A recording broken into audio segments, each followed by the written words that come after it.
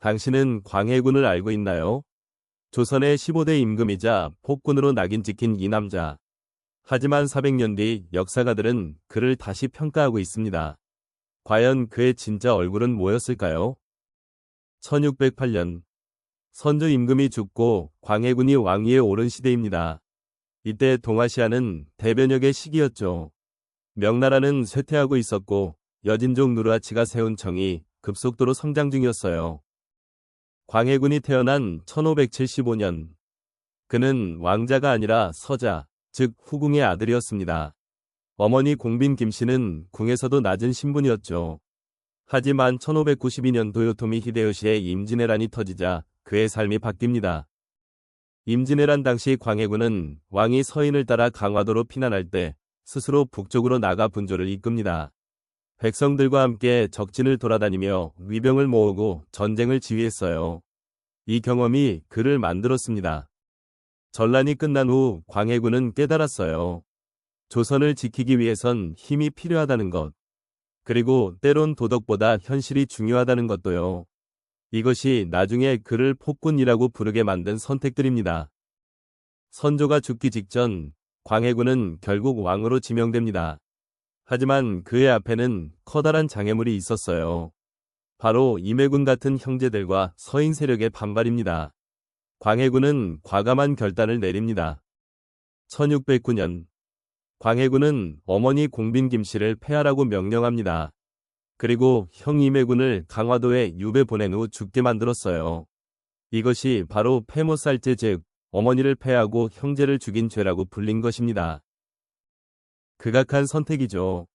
하지만 광해군의 입장에선 생존 문제였습니다. 조선의 왕위를 완전히 장악하지 못하면 명나라와 청의 틈에서 조선이 망할 수 있기 때문이었어요. 광해군이 왕위를 확보한 후 펼친 정책은 정말 대담했습니다. 명나라가 약해지자 일찍부터 청과 우호 관계를 맺으면서도 겉으로는 명의 신하 노릇을 했어요. 이게 뭐냐면 매우 현실주의적인 외교입니다. 1618년 청의 누르하치가 명을 공격하자 광해군은 명의 요청에 응합니다. 하지만 동시에 청과도 좋은 관계를 유지합니다. 마치 줄을 타는 것처럼 한 발은 명에, 한 발은 청에 걸쳤던 거죠. 흥미로운 것은 이 긴장 속에서도 광해군이 조선을 발전시켰다는 거예요. 전쟁으로 황폐해진 토지를 개간하고 도자기와 인쇄술을 발전시켰죠. 특히 그의 건축 사업은 조선의 국력을 보여주는 상징이었습니다. 하지만 1623년 상황이 바뀝니다. 청이명을 멸망시키자 광해군의 외교 정책은 급격히 비판을 받게 돼요. 서인 세력은 청 항복을 거부하자고 주장했고 광해군을 폭군이라고 몰아붙입니다. 결국 3월 인조 반정이 일어나고 광해군은 폐위당합니다. 그의 통치는 끝났어요. 폐모살죄의 죄목으로 낙인 찍혀 강화도로 유배를 가게 됩니다. 하지만 20세기 후반 역사학자들은 광해군을 다시 봅니다. 그의 정책이 조선의 정통성을 지킨 현실적 선택이었다고 평가하기 시작한 거죠. 실제로 광해군의 강경한 왕권 장악이 아니었다면 조선은 청의 직접 지배 아래 놓였을 수도 있어요. 그의 선택은 비도덕적이었지만 전략적으로는 탁월했습니다. 역사는 복잡합니다. 광해군은 폭군이면서 동시에 명군일 수 있어요. 도덕과 현실 사이에서 선택해야 했던 그의 고민. 그것이 우리가 역사에서 배워야 할 교훈입니다.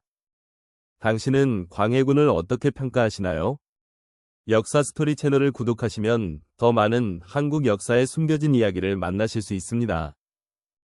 다음 시간에는 광해군 시대의 또 다른 인물들을 살펴봅니다. 영상을 봐주셔서 감사합니다.